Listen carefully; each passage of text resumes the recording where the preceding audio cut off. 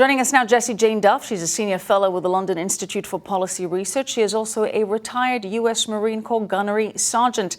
Jessie, good to have you back on the show with us. Jessie, what does the president mean when he says Iran's actions and threats may come back to bite them like nobody has been bitten before? Well, the president isn't going to fool around with this. He already compromised one attempted strike on Iran because he didn't want to risk the life of Iranians, 150 personnel approximately.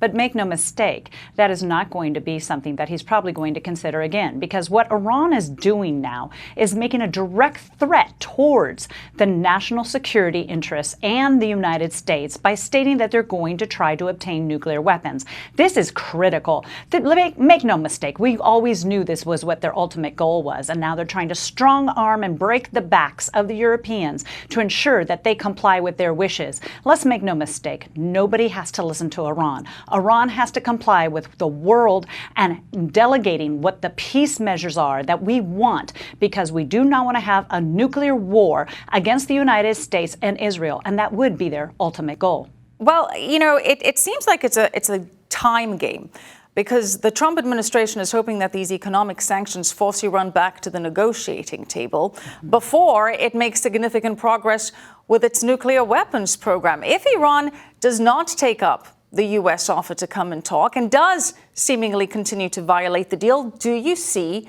military action taken by either the U.S. or Israel?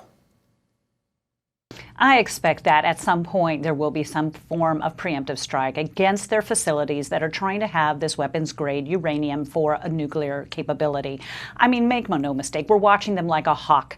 But when Iran is making these threats, I take them very seriously, because we've had nothing but 40 years of terrorism by the Iranians. When have they ever looked out for the best interests of the world? Never. When have they looked out for the best interests of the United States? Not until prior to 40 years ago, when the mullahs were not in charge. We recognize that we have offered them an olive branch, and they've returned only with a fist.